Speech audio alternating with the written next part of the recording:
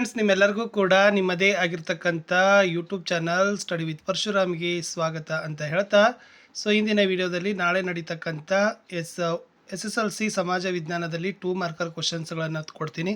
Already ನಾನು 3 ಮತ್ತು 4 ಮಾರ್ಕ್ಸನ್ನು ಕೊಟ್ಟಿದ್ದೆ, ಅದನ್ನು ಕೂಡ ತಪ್ಪದೆ ನೋಡಿ. ಭಾಳಷ್ಟು ವಿಡಿಯೋಗಳನ್ನು ಇದೇ ಥರನಾಗಿರ್ತಕ್ಕಂಥ ಪೋಸ್ಟ್ ಮಾಡ್ತಾನೆ ಇದ್ದೀವಿ. ಅದೇ ಥರ model question paper, scoring package ಅವೆಲ್ಲವುಗಳು ಕೂಡ ನಿಮಗೆ ತುಂಬಾ ಯೂಸ್ ಆಗ್ತದೆ ಅಂತ ಹೇಳ್ತಾ ವಿಡಿಯೋವನ್ನು ಹೆಚ್ಚು ಜನರಿಗೆ ಶೇರ್ ಮಾಡಿ. ಫಸ್ಟ್ ಟೈಮ್ ವಾಚ್ ಮಾಡ್ತಿದ್ರೆ ಸಬ್ಸ್ಕ್ರೈಬ್ ಮಾಡೋದನ್ನು ಮಾತ್ರ ಮರೆದಿರಿ. ಆಲ್ಮೋಸ್ಟ್ ಬಹಳ ಕ್ವಶನ್ಸ್ಗಳನ್ನು ನಾನು ಏನು ಮಾಡಿದ್ದೇನೆ ಅಂದರೆ ಈ ವಿಡಿಯೋದಲ್ಲಿ ನಿಮಗೆ ಕವರ್ ಮಾಡಿದ್ದೀನಿ. ಫಸ್ಟ್ ಒನ್, ಸಹಾಯಕ ಸೈನ್ಯ ಪದ್ಧತಿಯ ನಿಬಂಧನೆಗಳು ಚೆನ್ನಾಗಿ ಕಲ್ಕೊಂಡೋಗಿ. ವೆಲ್ಲೆಸ್ಲಿ ಸಹಾಯಕ ಸೈನ್ಯ ಪದ್ಧತಿಯನ್ನು ಜಾರಿಗೆ ಮಾಡಿದ. ಇದು ಭಾರತೀಯ ಅರಸರನ್ನು ನಿಯಂತ್ರಿಸೋದೇ ಆಗಿತ್ತು. ಈ ಭಾರತೀಯ ರಾಜ ಬ್ರಿಟಿಷರ ಸೈನಿಕ ತುಕಡಿಯನ್ನು ಏನು ಮಾಡತ್ತಪ್ಪ ಅಂತಂದರೆ ಇರಿಸಿಕೊಳ್ಳಬೇಕು. ಆಮೇಲೆ ಸೇನೆಯ ವೇತನ ಮತ್ತು ನಿರ್ವಹಣಾ ವೆಚ್ಚವನ್ನು ಸಂಬಂಧಪಟ್ಟ ರಾಜ್ಯದವರು ಭರಿಸಬೇಕು. ಆಸ್ಥಾನದಲ್ಲಿ ಬ್ರಿಟಿಷ್ ರೆಸಿಡೆಂಟನ್ನು ನೇಮಿಸಬೇಕು. ಯಾವುದೇ ರಾಜ್ಯದೊಂದಿಗೆ ಸಂಧಾನ ಮಾಡಬೇಕಾದರೆ ಬ್ರಿಟಿಷರ ಸಮ್ಮತಿ ಪಡಿಲೇಬೇಕು. ಕಂಪನಿ ಆ ರಾಜ್ಯಕ್ಕೆ ಕೇವಲ ಆಂತರಿಕ ಮತ್ತು ಬಾಹ್ಯ ರಕ್ಷಣೆ ಒದಗಿಸ್ತದೆ. ಇನ್ನು ಸಹಾಯಕ ಸೈನ್ಯ ಪದ್ಧತಿಗೆ ಒಳಪಟ್ಟ ರಾಜ್ಯಗಳಂದರೆ ಅದು ಸತಾರಾ ಬರ್ತದೆ, ಜೈಪುರ್, ಸಂಬಲ್ಪುರ್, ಉದಯ್ಪುರ್, ಝಾನ್ಸಿ ಮತ್ತು ನಾಗ್ಪುರ್ ಅಂತಕ್ಕಂಥದ್ದು ಮೋಸ್ಟ್ ಇಂಪಾರ್ಟೆಂಟ್ ಆಗಿರ್ತಕ್ಕಂಥದ್ದು ಇತ್ತು. ಇನ್ನು ಸಹಾಯಕ ಸೈನ್ಯ ಪದ್ಧತಿಯ ಪರಿಣಾಮಗಳು ಅಥವಾ ಈ ಸಹಾಯಕ ಸೈನ್ಯ ಪದ್ಧತಿಯಿಂದ ಬ್ರಿಟಿಷರ ಸಾಮ್ರಾಜ್ಯ ವಿಸ್ತರಿಸಲು ಹೇಗೆ ನೆರವಾಯಿತು ಅಂತ ಕೇಳ್ತಾರೆ. ಇಲ್ಲಿ ಬ್ರಿಟಿಷರಿಗೆ ಸೈನಿಕ ನಿರ್ವಹಣೆ ಸುಲಭವಾಗ್ತದೆ, ಭಾರತೀಯ ರಾಜ್ಯಗಳ ನಿಯಂತ್ರಣ ಸಾಧ್ಯವಾಗ್ತದೆ, ರಾಜ್ಯಗಳನ್ನು ಆರ್ಥಿಕವಾಗಿ ಶೋಷಿಸ್ತಾರೆ. ಒಪ್ಪಂದಕ್ಕೆ ಸಹಿ ಮಾಡಿದ ಮೊದಲ ರಾಜ್ಯ ಹೈದರಾಬಾದು. ಆಮೇಲೆ ಮೈಸೂರು, ಔಧ್, ತಂಜಾವೂರು, ಮರಾಠ ಸಂಸ್ಥಾನಗಳು ಪೂನಾ, ಗ್ವಾಲಿಯರ್ ಒಪ್ಪಂದಕ್ಕೆ ಸಹಿಯನ್ನು ಮಾಡ್ತಾವೆ. ಇನ್ನು ಬ್ರಿಟಿಷರ ಅಧಿಕಾರ ವಿಸ್ತರಣೆಗೆ ದತ್ತು ಮಕ್ಕಳಿಗೆ ಹಕ್ಕಿಲ್ಲ ನೀತಿ, it's A very most important. ಇಲ್ಲಿ ಯಾವುದೇ ಭಾರತೀಯ ರಾಜ ಮಕ್ಕಳಿಲ್ಲದೆ ಸತ್ತರೆ ಅವನ ದತ್ತು ಪುತ್ರನಿಗೆ ಉತ್ತರಾಧಿಕಾರದ ಹಕ್ಕಿರಲಿಲ್ಲ. ಅಂಥ ರಾಜ್ಯವನ್ನು ಬ್ರಿಟಿಷ್ ಸಾಮ್ರಾಜ್ಯದಲ್ಲಿ ಸೇರಿಸಿಕೊಳ್ಳಲಾಗ್ತಾಯಿತ್ತು. ಇಲ್ಲಿ ಸತಾರಾ, ಜೈಪುರ್, ಸಂಬಲ್ಪುರ್, ಉದಯ್ಪುರ್, ಝಾನ್ಸಿ, ನಾಗ್ಪುರ್ಗಳು ಬ್ರಿಟಿಷರ ವಶವಾಗಿ ಹೋಗ್ತವೆ. ಈ ರಾಜ್ಯಗಳ ರಾಜರಿಗೆ ಮಕ್ಕಳಿಲ್ಲದಿರುವುದನ್ನು ಮೊದಲೇ ಅರಿತಿದ್ದವರು ಬ್ರಿಟಿಷ್ ಗವರ್ನರ್ ಜನರಲ್ ಈ ನೀತಿಯನ್ನು ರಾಜಕೀಯ ಅಸ್ತ್ರವಾಗಿ ಜಾರಿಯನ್ನು ಮಾಡ್ತಾರೆ. ಇನ್ನು ಸ್ವಾತಂತ್ರ್ಯೋತ್ತರ ಭಾರತ ಪಾಠದಲ್ಲಿ ಜುನಾಗಢ್ ಸಂಸ್ಥಾನ ಹೇಗೆ ವಿಲೀನ ಮಾಡಿದರು. ಈ ನವಾಬ ಜುನಾಗಢವನ್ನು ಪಾಕಿಸ್ತಾನಕ್ಕೆ ಸೇರಲು ಇಚ್ಛಿಸಿದ್ದ. ಪ್ರಜೆಗಳು ಆತನ ವಿರುದ್ಧ ಬೀದಿಗಿಳಿದು ದಂಗೆ ಎದ್ದರು. ನವಾಬ ಪಲಾಯನ ಮಾಡಿದ. 1949ರಲ್ಲಿ ಜುನಾಗಢ್ ಭಾರತದ ಒಕ್ಕೂಟಕ್ಕೆ ಸೇರ್ಪಡೆ ಆಗಿ ಹೋಗ್ತದೆ. ಇನ್ನು ಗೋವಾವನ್ನು ಪೋರ್ಚುಗೀಸರಿಂದ ಹೇಗೆ ಮುಕ್ತಗೊಳಿಸಿದರು. ಗೋವಾವನ್ನು ಭಾರತಕ್ಕೆ ಸೇರಿಸಬೇಕೆಂದು ಚಳವಳಿಯನ್ನು ಮಾಡ್ತಾರೆ.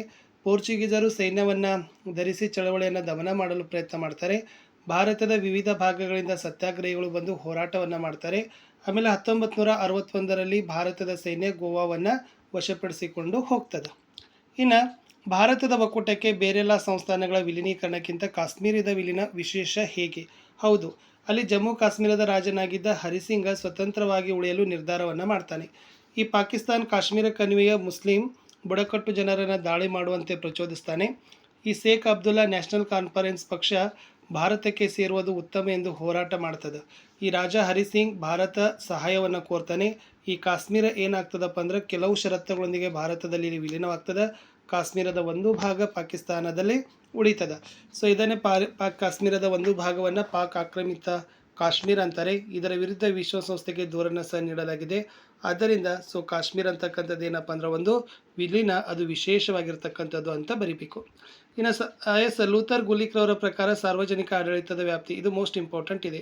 ಅವರು ಯೋಜಿಸುವಿಕೆ, ಸಂಘಟಿಸುವಿಕೆ, ಸಿಬ್ಬಂದಿ ಪೂರೈಕೆ, ನಿರ್ದೇಶಿಸುವಿಕೆ, ಸಮನ್ವಯ ಮಾಡೋದು, ವರದಿ ಮಾಡೋದು, ಆಯವ್ಯಯ ಸಿದ್ಧಪಡಿಸೋದು, ಇಟ್ಸ್ ಅ ಮೋಸ್ಟ್ ಇಂಪಾರ್ಟೆಂಟ್.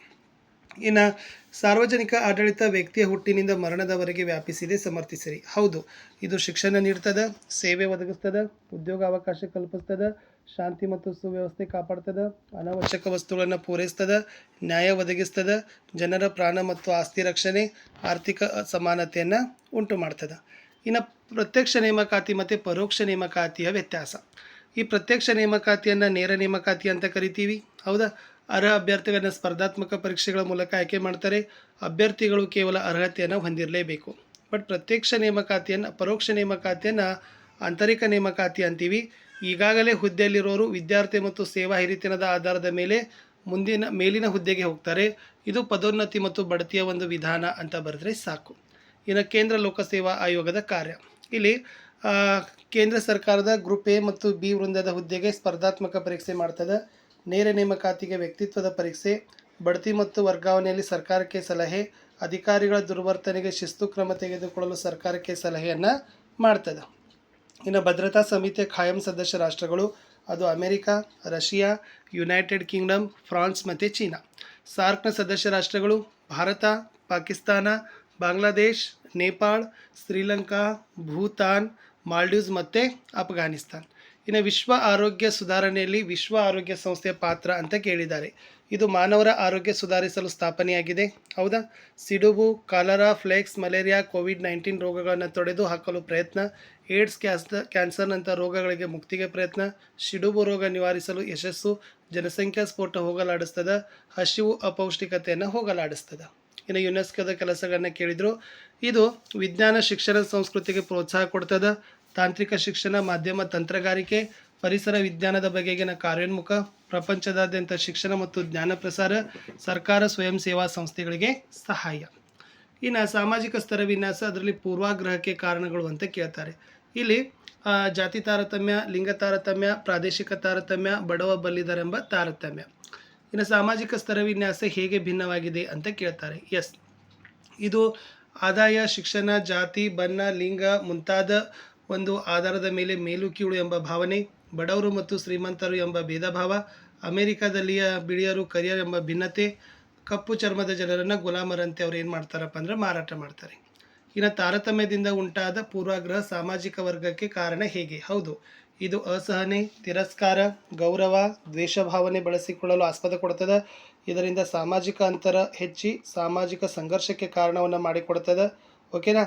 ಆಮೇಲೆ ಅಸ್ಪೃಶ್ಯತೆ ಆಚರಣೆ ಇತ್ತೀಚಿನ ದಿನಗಳಲ್ಲಿ ಕಡಿಮೆಯಾಗುತ್ತಿದೆ. ಏಕೆ ಅಂದ್ರೆ ಅದು ಸಂವಿಧಾನದ 17ನೆಯ ವಿಧಿಯಂತೆ ಅಸ್ಪೃಶ್ಯತೆ ನಿಷೇಧ ಮಾಡಿದ್ದಾರೆ. 1955ರಲ್ಲಿ ಅಪರಾಧ ಕಾಯ್ದೆಗಳ ಜಾರಿ, 1976ರಲ್ಲಿ ನಾಗರಿಕ ಸಂರಕ್ಷಣಾ ಕಾಯ್ದೆ ಜಾರಿ, ಸಾರ್ವತ್ರಿಕ ಮತದಾನದ ಹಕ್ಕು. ಇನ್ನು ಬಾಲಕಾರ್ಮಿಕ ಸಮಸ್ಯೆಗೆ ಕಾರಣಗಳು ಕಡುಬಡತನ, ಕೌಟುಂಬಿಕ ಕಲಹ, ವಿಚ್ಛೇದನ, ಅನಕ್ಷರತೆ, ಉದ್ಯಮಿಗಳ ಲಾಭಕೋರತನ ಅಂತ ನೀವು ಬರಿಬೇಕು. ಇನ್ನು ಬಾಲ್ಯ ವಿವಾಹವನ್ನು ಹೇಗೆ ತಡೆಗಟ್ಟಬಹುದು ಅಂತ ಕೇಳಿದ್ದಾರೆ.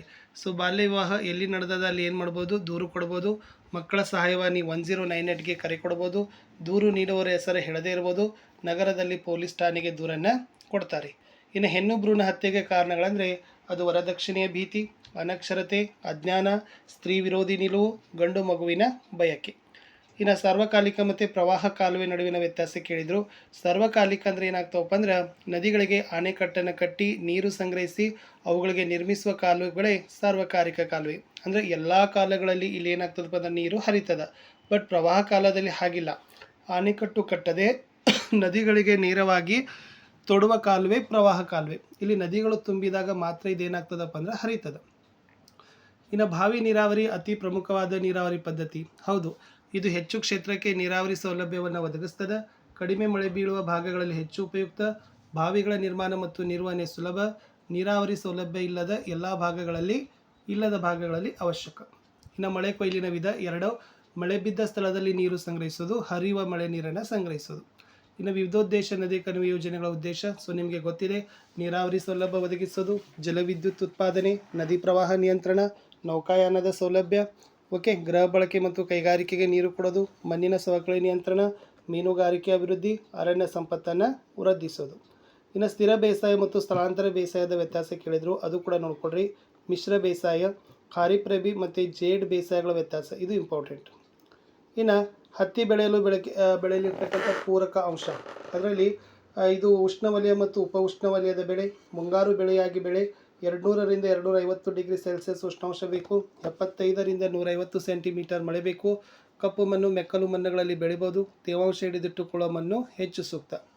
ಭೂಬಳಕೆ ಮೇಲೆ ಪ್ರಭಾವ ಬೀರುವ ಅಂಶ, ಭೂಸ್ವರೂಪ, ಉದ್ಯೋಗ, ಮಣ್ಣಿನ ಲಕ್ಷಣ, ತಾಂತ್ರಿಕತೆ, ವಾಯುಗುಣ, ಮಾನವನ ಸಾಮರ್ಥ್ಯ, ಜನಸಂಖ್ಯೆ, ನೀರಾವರಿ ಸೌಲಭ್ಯ. ಇನ್ನು ವ್ಯವಸಾಯದ ಪ್ರಾಮುಖ್ಯತೆ, it's A very most important. ಅದು ಕೂಡ ನಿಮ್ಮ ಎಕ್ಸಾಮ್ಗೆ ಬರ್ತಕ್ಕಂಥ ಪ್ರಶ್ನೆ. ಬೆಳೆ ಮಾದರಿ ನಿರ್ಧರಿಸುವ ಅಂಶಗಳು 2 ಅಂಕ ಅಂದರೆ 4ರಿಂದ 5 ಪಾಯಿಂಟ್ಸ್ ಬರೆದ್ರು ಕೂಡ ನೀವು ಆರಾಮಾಗಿ ಏನು ಮಾಡ್ತೀರಪ್ಪ ಅಂದ್ರೆ ಅಂಕಗಳನ್ನು ಕೊಡ್ತಾರೆ. ಸುಗ್ಗಿ ಪೂರ್ವ ತಂತ್ರಜ್ಞಾನ ಮತ್ತು ಸುಗ್ಗಿ ನಂತರದ ತಂತ್ರಜ್ಞಾನ, ಇದನ್ನು ವ್ಯತ್ಯಾಸದಲ್ಲಿ ಕೇಳ್ತಕ್ಕಂಥ ಪ್ರಶ್ನೆ 2 ಮಾರ್ಕರ್. ಪಂಚವಾರ್ಷಿಕ ಯೋಜನೆ ಉದ್ದೇಶ ವೆರಿ ಇಂಪಾರ್ಟೆಂಟ್. ಉತ್ಪಾದನೆಯನ್ನು ಗರಿಷ್ಠ ಮಟ್ಟಕ್ಕೆ ಹೆಚ್ಚಿಸೋದು, ಉದ್ಯೋಗಾವಕಾಶ ಹೆಚ್ಚಿಸೋದು, ಆರ್ಥಿಕ ಅಸಮಾನತೆ ಕಡಿಮೆ, ಆರ್ಥಿಕ ಸ್ಥಿರತೆ ಕಾಯ್ದುಕೊಳ್ಳೋದು, ಅರ್ಥವ್ಯವಸ್ಥೆಯ ಆಧುನೀಕರಣ. ಇನ್ನು ಕೃಷಿ ವಲಯದ ಸಮಸ್ಯೆಗಳಿಗೆ ಪರಿಹಾರ, ಸಾವಯವ ಕೃಷಿ ವಿಧಾನ ಬಳಸೋದು, ಜೈವಿಕ ಗೊಬ್ಬರ ಬಳಕೆ, ಜೈವಿಕ ಕ್ರಿಮಿನಾಶ ಬಳಕೆ, ಪರಿಸರ ಸ್ನೇಹಿ ತಂತ್ರಜ್ಞಾನದ ಬಳಕೆ. ನೀತಿ ಆಯೋಗದ ಧ್ಯೇಯಗಳು, it's also very most important. ಅದು ಆರ್ಥಿಕ ಅಭಿವೃದ್ಧಿ ವೇಗ ಮಾಡ್ತದೆ. ಭಾರತ ಸರ್ಕಾರದ ಅತ್ಯುನ್ನತ ಸಾರ್ವಜನಿಕ ನೀತಿ ಚಿಂತಕರ ಚಾವಡಿಯಾಗಿ ಕೆಲಸ ಮಾಡ್ತದೆ. ಆರ್ಥಿಕ ನೀತಿ ನಿರ್ಮಾಣ ಪ್ರಕ್ರಿಯೆಯಲ್ಲಿ ರಾಜ್ಯ ಸರ್ಕಾರಗಳ ಒಳಗೊಳ್ಳುವಿಕೆಗೆ ಅವಕಾಶ. ಇನ್ನು ಗ್ರಾಹಕರು ಅನುಭವಿಸುತ್ತಿರುವ ಸಂಕಷ್ಟಗಳನ್ನು ಕೇಳಿದ್ದಾರೆ. ಅಲ್ಲಿ ಮುಖ್ಯವಾಗಿ ಕಲಬೆರಕೆ, ಬೆಲೆಯಲ್ಲಿ ಮೋಸ, ತೂಕ ಮತ್ತು ಅಳತೆಯಲ್ಲಿ ಮೋಸ, ವಸ್ತುಗಳ ಗುಣಮಟ್ಟದಲ್ಲಿ ಮೋಸ, ಅನುಚಿತ ವ್ಯಾಪಾರದ ಪದ್ಧತಿ. ಇನ್ನು ಬಳಕೆದಾರರ ಶೋಷಣೆಗೆ ಕಾರಣವಾದ ಅಂಶಗಳು, ಅದು ಮಧ್ಯವರ್ತಿಗಳ ಹಾವಳಿ, ಮಧ್ಯವರ್ತಿಗಳ ಬೆಲೆ ನಿರ್ಧರಿಸೋದು, ಗ್ರಾಹಕ ಮತ್ತು ಪೂರೈಕೆದಾರರ ನಡುವಿನ ಅಂತರ ಹೆಚ್ಚಾಗಿರೋದು, ಗ್ರಾಹಕ ಪೂರೈಕೆದಾರರ ನಡುವೆ ನೇರ ವ್ಯವಹಾರ ಇಲ್ಲದೆ ಇರೋದು. ಗ್ರಾಹಕ ಸಂರಕ್ಷಣಾ ಕಾಯ್ದೆ ಉದ್ದೇಶಗಳು, ಇಟ್ಸ್ ಆಲ್ಸೋ ಇಂಪಾರ್ಟೆಂಟ್. ಇನ್ನು ಗ್ರಾಹಕರು ನ್ಯಾಯಾಲಯಕ್ಕೆ ದೂರನ್ನು ಕೊಡಬೇಕಾದ್ರೆ ಯಾವ ಮಾಹಿತಿಗಳು ಇರಬೇಕು. ಇನ್ನು 3 ಗ್ರಾಹಕ ಆಯೋಗಗಳ ನೆನಪಿಟ್ಕೊಡ್ರಿ. ಜಿಲ್ಲಾ ಗ್ರಾಹಕ ಆಯೋಗ 1 ಕೋಟಿ ರೂಪಾಯಿಗಳಿಗಿಂತ ಕಡಿಮೆ ಮೌಲ್ಯ ಇರ್ತದೆ. ರಾಜ್ಯ ಗ್ರಾಹಕ ಆಯೋಗ 1 ಕೋಟಿ ರೂಪಾಯಿಗಿಂತ ಹೆಚ್ಚು, 10 ಕೋಟಿಗಿಂತ ಕಡಿಮೆ. ರಾಷ್ಟ್ರೀಯ ಆಯೋಗ 10 ಕೋಟಿ ರೂಪಾಯಿಗಿಂತ ಹೆಚ್ಚಿರ್ತದೆ. ಸೊ ಇಷ್ಟು ನೀವು ಇಂಪಾರ್ಟೆಂಟ್ ಮಾಡ್ಕೊಂಡು ಹೋದ್ರೂ ಕೂಡ ಕೆಲಸ ಆಗ್ತದೆ.